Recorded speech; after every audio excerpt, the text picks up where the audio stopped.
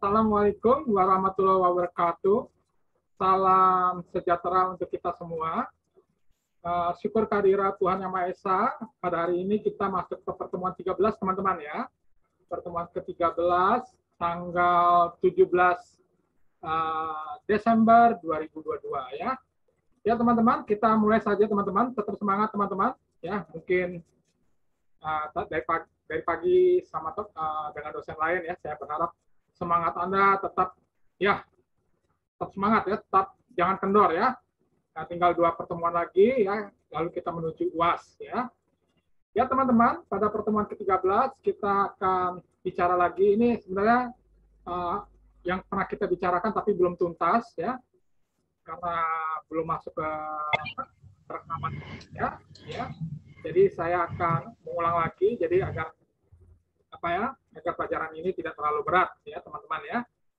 Ya teman-teman, kita mulai. Iya, saya share kepada Anda teman-teman. Iya. Oke, iya. Oke teman-teman, kita akan bicara lebih luas lagi tentang indeks harga saham. Iya. Ini teman-teman ada yang kental ya. Oke, silakan bergabung teman-teman. Oke, Melinas, terima kasih ya. Kita akan bicara manajemen investasi pasar modal pada pertemuan ke-13 ini, teman-teman. Lagi pengguna Zoom,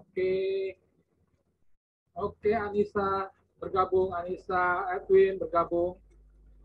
Oke, bergabung semuanya, terima kasih Anissa, Edwin ya. Ya, kita akan mulai saja teman-teman. Jangan lupa teman-teman pada saat online, dan tolong ditutup Ren. Pada saat online tolong mahasiswa wajib on kamera ya. Ya, kita akan mulai tentang pertemuan ke-13 teman-teman, tentang indeks harga saham gabungan ya, atau analisa corporate action ya. Tentunya saya akan memberikan perhitungannya nggak terlalu sulit ya, lebih sederhana ya. Kalau pakai angka yang real nanti Anda terlalu pusing ya, tapi saya akan memberikan contoh-contoh saja, contoh-contoh yang lebih sederhana ya. Di mana jenis indeks harga saham, kita sudah tahu indeks harga saham adalah harga saham yang dinyatakan dalam angka indeks ya. Ini penting sekali diperhatikan teman-teman ya, penting sekali diperhatikan ya. Di mana indeks harga saham digunakan untuk tujuan analisis ya, lihat ya, tujuan analisis ya, dan menghindari dampak negatif dari penggunaan harga saham dalam rupiah ya. Tentunya kemarin kita bicara resiko teman-teman ya, bicara resiko, ingat ya. Saya tidak akan bicara masalah keuntungan, pasti ada resiko. Tapi resiko ini harus kita minimalkan ya, bagaimana agar resiko ini tidak terjadi ya. Artinya ada perhitungan-perhitungan, kita harus melihat laporan keuangan, kinerja perusahaannya, pertumbuhan sahamnya bagaimana dan sebagainya ya. Ini penting sekali teman ya. Lalu bagaimana tentang corporate action ini dilakukan oleh perusahaan ya, dapat merusak analisis apabila menggunakan harga saham dalam rupiah tanpa mengkoreksi ya, artinya tanpa mempertimbangkan berbagai faktor ya. Jadi Anda harus ingat ya, saya ingatkan Anda harus mengkoreksi semuanya laporan-laporan keuangan ya, dari berbagai perusahaan, dari perusahaan TBK ya. Ini jangan sampai ya, kemarin takutnya Anda beli harga saham yang Anda yakin bagus, tahu-tahu nilainya jeblok kawan-kawan ya. Jadi perlu Anda harus mengkoreksi terlebih dahulu dengan menggunakan indeks saham, dapat dihindari kesalahan analisis walaupun tanpa koreksi. Artinya Anda harus mempreparekan semuanya ya, harus mengkoreksi apa yang ada dalam kinerja, khususnya kinerja perusahaan dalam saham tersebut ya. Nah, setiap bursa efek akan menetapkan angka basis indeks yang berbeda, yaitu dari nilai 100, 500 atau 1000 ya. Indeks dapat dikelompokkan menjadi 3 teman-teman ya. Pertama, indeks harga saham individu, rumusnya adalah sebagai berikut ya. Nih ya. Artinya IHSI ya, artinya jumlah saham beredar kali harga pasar dibagi jumlah saham beredar dikalikan nilai dasar ya. Ini rumus pertama. Atau harga pasar per unit dibagi nilai dasar per unit kali 100 ya. Ini nanti bisa dilihat ya di media-media internet ya. Media-media platform di pelajaran keuangan ada nih ya. Lalu indeks harga saham parsial IHSP rumusnya adalah sebagai berikut ya. Artinya indeks saham 100 sigma 100 dalam kurung kapitalisasi pasar dibagi sigma nilai dasar kali 100 ya. Artinya apa nih ya? Teman-teman kita lihat ya. Artinya teman-teman perhatikan ya. Ya, indeks 100 artinya jumlah kapitalisasi pasar dari 100 emiten dibagi dengan jumlah nilai dasar 100, kemudian dikalikan 100 sebagai angka dasar ya. Lalu kapitalisasi pasar ya, mengkapitalisasi pasar adalah saham beredar kali harga pasar per unit saham. Total nilai dasar adalah jumlah saham beredar ya kali nilai dasar per unit. Ya oke, Rizky Triani selamat bergabung. Lalu indeks 100 artinya indeks dari 100 saham berbagai perusahaan ya.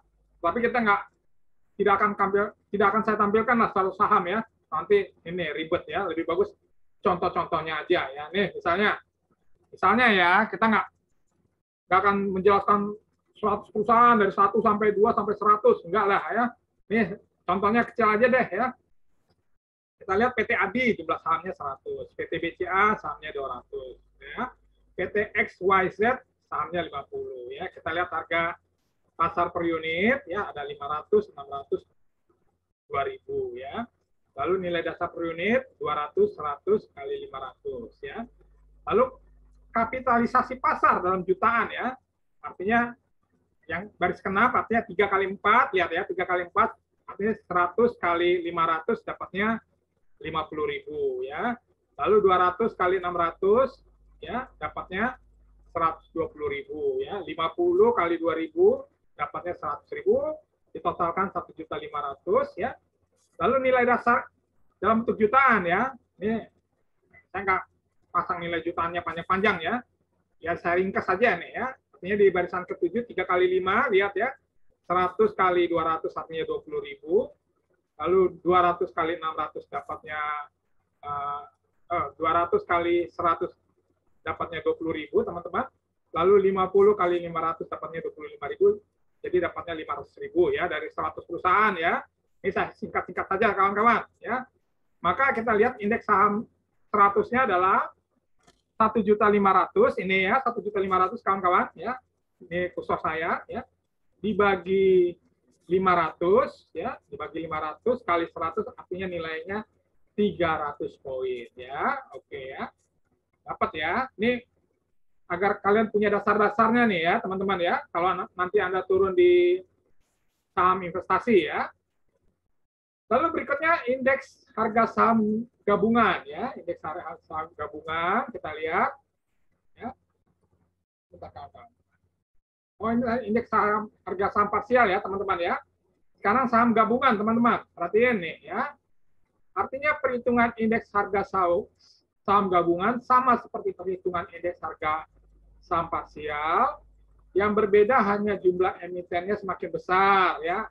Tadi kan hanya 100 perusahaan teman-teman, ini lebih besar lagi nih ya. Misalnya perusahaannya ada 332 perusahaan misalkan ya.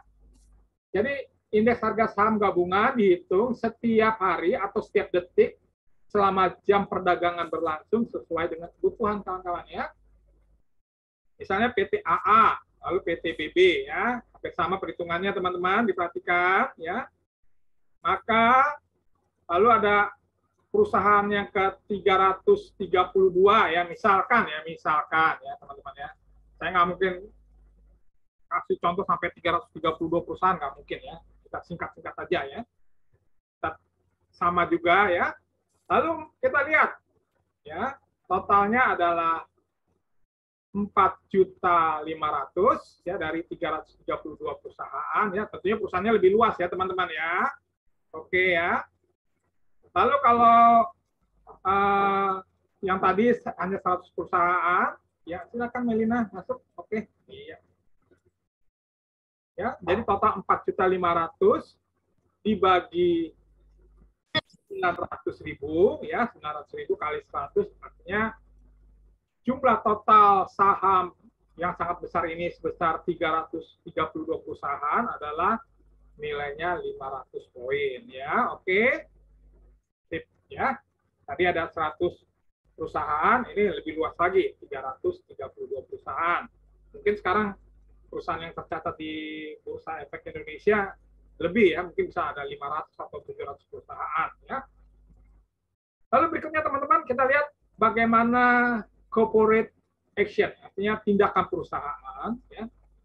Artinya Anda harus mengerti kawan-kawan, harap diingat dalam manajemen bisnis dilakukan ya corporate action atau tindakan perusahaan.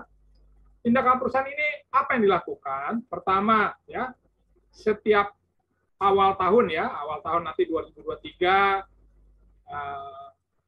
akan melihat kinerjanya selama 2022 misalkan ya, diadakan panggilan rapat umum pemegang saham ya, RUPS ya. Lalu berikutnya ada pengeluaran saham baru ya melalui right issue ya. Right issue Anda sudah saya berikan contohnya. Lalu ketiga adalah pengeluaran saham baru melalui waran ya. Lalu keempat, pengeluaran saham baru melalui convertible bond. Ya, convertible bond artinya investor yang menginvestasikan uangnya melalui obligasi dirubah menjadi saham ya. Oke. Lalu kelima adalah menambah jumlah saham melalui split. Lalu keenam adalah menambah jumlah saham dengan memberikan saham bonus ya. Ada tuh ya. Lalu ketujuh adalah menambah jumlah saham melalui dividen saham, artinya memberikan keuntungan teman-teman ya. Nah, maka kita lihat teman-teman, harap Anda perhatikan ya, tindakan corporate action yang dapat mempengaruhi tindakan adalah nomor 2 sampai nomor 7 ya. Tadi saya sudah ceritakan. Ya, mau dibaca lagi nanti kawan-kawan. Right issue, waran, convertible bonds, split, saham bonus, dan dividen saham. Lalu tindakan action nomor 5 dan 7 ya, tidak mempengaruhi indeks harga saham teoritis karena nilai dasar tidak berubah atau perubahan nilai dasar per saham seimbang dengan perubahan harga pasar yang disesuaikan ya. Oke kawan-kawan ya, nanti dibaca lagi teman-teman. Oke, iya, selamat datang Bang Mitra Sarumpait. Nah, kita lihat penerbitan right issue ini berbicara perusahaan artinya sukses ya, berhasil menambah modal melalui penawaran umum kepada masyarakat publik ya, tetapi masih membutuhkan modal lagi. Artinya perusahaan ini berkembang ya. Artinya kalau Anda lihat perusahaan yang berkembang, kinerjanya bagus ya, dipercaya ya, orang masih ingin investasikan lagi ya, tetapi perusahaan ini ingin mengembangkan dan membutuhkan modal dari masyarakat publik ya. Maka perusahaan tersebut dapat mencari tambahan melalui emisi right issue ya, artinya pengeluaran saham baru ya, tentunya ada dampak positifnya. Pertama, meningkatkan modal di sektor ya, modalnya di sektor ya. Lalu meningkatkan ekuitas teman-teman ya. Lalu ketiga, menambah jumlah beredar di investor masyarakat. Harap diingat bisa terjadi ya kalau terlalu berlebihan ya, tidak menjaga kinerja, nilai harga saham bisa turun ya. Tetapi kalau perusahaan bagus, perusahaan yang kinerjanya setiap tahun ada laporan ya, setiap tahun ada laporan kinerjanya ya. Malah lebih bagus lagi ada catatannya 5 tahun, 10 tahun yang lalu ya. Ini akan memberikan dampak positif kepada investor, teman-teman ya. Lalu berikutnya, tetapi apabila kinerja perusahaan positif ya, kita tahu ya perusahaan-perusahaan yang sangat bagus ya, kinerjanya sangat bagus ya, di mana laporan keuangannya setiap tahun bisa kita lihat ya, contohnya bisa kita lihat contohnya PT Indosat, PT Kalbe, PT Indofood ya. Bisa pula harga nilai sahamnya akan meningkat ya karena permintaan atau tertarik investor publik yang ingin membeli atau yang ingin menanamkan modalnya melalui saham perusahaan tersebut ya. Jadi akan terlihat kinerja perusahaan yang kinerjanya positif ya setiap tahun ya, apalagi nanti tahun 2023 ya, setidaknya ya tahun depan Maret April ada laporannya untuk tahun 2022-nya ya, diberitahu kepada masyarakat kinerja keuangannya bagaimana ya. Lalu berikutnya penerbitan waran, ya. Ini berbicara sangat mirip dengan right issue, yaitu pemegang saham lama berhak membeli saham baru pada harga tertentu dan pada waktu tertentu. Hal tersebut diberikan kepada pemegang saham lama dan biasanya mendapatkan istimewa privilege sebagai orang yang terlibat dan duduk mengambil keputusan dalam rapat pemegang umum saham, ya, RUPS, ya teman-teman, ya. Oke, kita lihat selanjutnya penerbitan convertible bonds, ya. Ini misalkan ya, perusahaan YXZ Jakarta mengeluarkan obligasi, ya. Mohon dibaca lagi yang warna kuning, ya teman-teman, ya. Perusahaan, ya, obligasi perusahaan, perjalanan waktu perusahaan tidak mampu membayar keuntungan dengan cara apa, ya? Di mana pemilik obligasi investor, maka mereka melakukan dua cara. Pertama adalah melakukan pelunasan secara tunai, ya, atau PT YXZ Jakarta dikonversi dengan saham tertentu, ya. Ini convertible saham, ya. Misalkan obligasi senilai 1 miliar dapat ditukar dengan 400 saham biasa, ya. Maka investor tersebut dianggap sebagai pemilik dari perusahaan PT XYZ Jakarta, ya. Ini contoh aja, ya. Lalu mungkin teman-teman akan menanyakan tindakan split ini bagaimana, ya. Ini saya berikan contoh teman-teman, tindakan split ini berbicara sebagai contoh misalnya PT ABC Surabaya melakukan split down, ya, pada bulan April 2023, ya, dengan cara menarik 5 saham lama, ya, 5 saham lama nominal 100, ya. Contoh saja, ya, dengan Rp100 dan mengganti dengan satu saham baru dengan nilainya adalah Rp500, ya. Nah, mohon diperhatiin nih, teman-teman, ya. Harga pasar sebelum split down adalah 100 dengan harga perdana Rp1.000. Dengan jumlah saham yang sudah beredar adalah 200 juta unit saham, ya. Oke. Lalu berapa harga pasar indeks harga saham sesudah split down? Apakah indeks harga saham berubah, ya? Kita lihat perhitungannya, teman-teman, ya, perhitungannya, ya. Misalnya jumlah saham beredar, tadi saya ceritakan 200 juta saham, diganti atau ditukar dengan 5 saham baru, 5 saham lama, teman-teman. Jadi hasil akhirnya dari 200 juta menjadi 40 juta saham. Ya. Lalu harga pasar teoritis meningkat 5 saham kali 100 menjadi Rp500. Oke. Kita pelan-pelan saja, kawan-kawan, ya. Lalu indeks harga saham sebelum split down adalah 100, ya, tadi saya bilang 100 dibagi Rp1.000 dikali 100 dapatnya 10 poin, ya. Oke. Lalu nilai dasar sesudah split down adalah 5 kali 100 sama dengan 5.000, ya. Oke.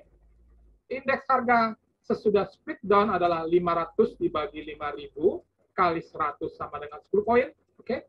Nanti dibaca lagi nih, teman-teman, ya. Saya pelan-pelan aja deh, ya.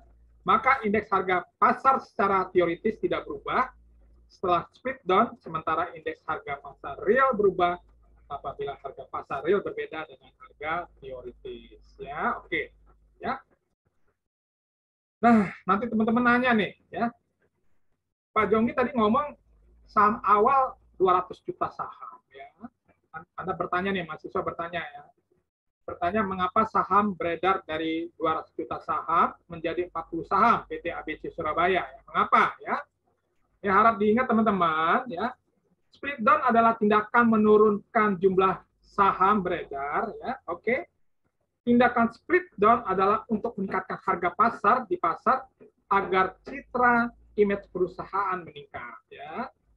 Nah, artinya split down dilakukan untuk menarik kembali, ya, sejumlah saham beredar yang dari 200 juta saham, ya, ditukar jadi 5 saham baru menjadi 40 juta, ya, dan diganti dengan satu saham baru dengan nominal lebih tinggi, tetapi tidak mengubah total modal di sektor dan total likuiditas, ya. Kita lihat PT ABC Surabaya tadi, ya, men-split, ya, dari 5 saham menjadi satu saham. Oke, ya, 5 saham lama berubah menjadi satu saham baru, ya. 5 saham dirubah jadi satu saham baru, ya. Oke. Nanti dibaca-baca nih, ya. Lalu berikutnya kita lihat, ya, itu, ya. Artinya tujuan split down ini Anda baca lagi nanti saham yang sudah beredar 200 juta saham dirubah menjadi, ditarik kembali, ya, menjadi 40 juta saham, tetapi 5 saham dirubah menjadi 1 saham. Ya, oke ya. Nah, teman-teman, ya saya tidak akan terlalu lama. Ini tugas terakhir, teman-teman, yang keempat. Ya, ya oke ya. Jelaskan tentang tindakan corporate action ya secara lengkap. Ya, kita studi kasus saja ya. Yang tadi saya ceritakan tindakan corporate action secara lengkap. Menurut pemikiran Anda boleh baca di berbagai media platform internet ya. Coba lebih diperjelas dan dikembangkan lagi ya. Anda boleh melihat contoh dari perusahaan-perusahaan besar ya yang melakukan corporate action seperti Unilever ya, Sampurna ya, Indofood, atau teman kita Elis yang di BCA juga boleh lah ya, atau perusahaan apapun terserah ya. Jadi Anda bisa lihat apa nih tindakan action perusahaan tersebut dalam mengembangkan bisnisnya agar perusahaan itu survive, berjalan dengan baik, ya.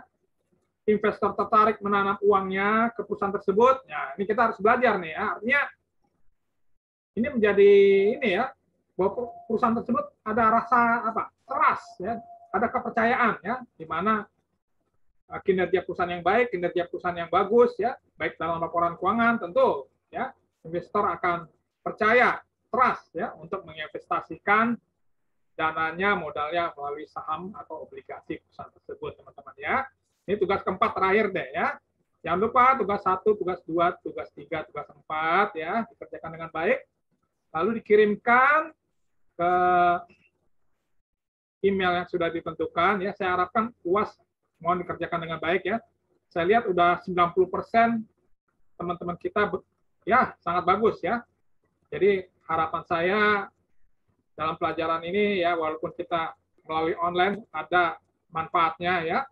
Jadi saya mengajarkan Anda dalam manajemen investasi tidak bicara masalah untung ya, tetapi juga bicara ada risiko ya. Anda harus bisa melihat, menganalisa ya, membaca ya. Jangan sampai Anda apa ya, oh ini untung sesat. Jadi untung ini harus diperhatikan ya. Kemarin minggu lalu saya ceritakan bulan ada yang investasi di perusahaan, salah satu perusahaan, Januari untung, Februari untung, Maret April rugi. Nah, ini gimana nih ya? Jadi Anda harus bisa melihat kinerja perusahaan ini ya, kebonafitan perusahaan ini ya. Saya udah bicara panjang lebar ya. Demikian dan salam sukses teman-teman ya. Nah, selanjutnya teman-teman, nah ini mahasiswa yang hadir ya, cantik, Mas Aan ya, Mas Aan ada nih namanya nih ya. Kemarin kelupaan saya ya. Masih, iya, ada nggak? Oh ya, ada nomor 4 ya. Lalu teman-teman kita, nih Edwin, May, masih off kamera nih, gimana nih ya. Oke ya. Baik teman-teman, kita sudah 30 menit. Izinkan saya absen dulu kawan-kawan, ya, agar saya screenshot buat ini. Teman-teman tolong dihidupkan. Ada 25 kawan ya. Risto, tolong dihidupkan. Oke ya. Mohon sebentar kawan-kawan ya. Saya screenshot Risto. Edwin, halo. Ya, Risto, halo Risto. Ya, oke lah ya. Oke, saya screenshot sebentar kawan-kawan. Screenshot sebentar. Iya, oke. Oke, Risto. Oke. Kang Asep dulu. Sebentar lagi. Oke, ya. Oke. Terus ada saya pindah layar lagi. Oke. Purwantiningsih, tolong di ini. Halo Purwantiningsih. Oke ya. Ya, oke. Teman-teman, hari ini ada, saya absen dulu teman-teman ya, ada 25, tinggal 1 orang lagi nih, kemana nih ya. Ya, alhamdulillah, berarti 99% ya. Ada Tanti Kriyanti, ya, Anissa, ini atapnya doang ya, AC-nya ya. Apa AC-nya yang dengar bicara suara saya, gimana saya nggak tahu ya. Kang Aan Kurniawan, Melina Suci Slamet, Robina Wia, ya, di Rumah Sakit Darmais, semangat terus. Kang Sugeng Priyanto, ya, sehat selalu. Mei, ya, Mei baru kelihatan nih, kemana nih Mei ya. Nah, kan kalau kelihatan Mei kan enak saya kan, wajahnya senyumnya ya, oke ya. Tika Wayuni, ya, si Mei malu-malu ya. Romi Rangga, ya, Randy Safi, Elin Lisiana, Kang Asep Hidayat, Desi Wulandari, mana Desi Wulandari ya. Tiara Febriantika, Melkior Siki, Samsia Widya, Lastri Purwaningrum, Kaisar Ratnaningsi, Yuli Astiana, Immanuel Gading, Satri Aji Saputra, Mitra Sarumpait, Restu Triani, ya. Romi Rangga ada ya, Romi Rangga, oke. Oke, Romi Rangga, Elin Lisiana, ya. Oke, Mitra Sarumpait. Melchior City ada ya, Melchior City, oke. Dan Edwin. Oke, Bang Melchior, oke. Baik, teman-teman, ya, minggu depan, ya, tanggal 24 Desember, kita masih ada lagi pertemuan ke-14, ya. Mohon kehadirannya, teman-teman, ya. Dan saya harapkan tetap semangat, ya. Kita hanya tinggal 14, 15, 16, 3 pertemuan lagi, ya. Jadi minggu depan 24 Desember kita masih ada pertemuan lagi, ya. Mungkin dalam pengajaran ini saya akan minggu depan agak lebih singkat, ya. Mungkin ada teman-teman kita yang mau ibadah atau apa, ya. Baik, teman-teman, saya ucapkan terima kasih atas pertemuan hari ini, ya. Tetap sehat selalu, ya. Jangan lupa tugas-tugas mohon dikerjakan dengan baik, ya, sehingga manfaat dengan mengerjakan tugas studi kasus bisa bermanfaat, bisa menambah wawasan Anda, ya. Dan juga tugas-tugas dari dosen lain, ya. Akhir kata saya ucapkan selamat malam minggu, teman-teman.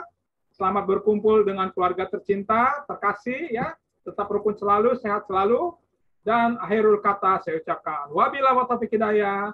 Wassalamualaikum warahmatullahi wabarakatuh. Salam sukses, salam sejahtera, dan salam sehat untuk kita semua, teman-teman. Terima kasih, teman-teman. Sampai jumpa minggu depan. Terima kasih, Pak. Terima kasih, Pak.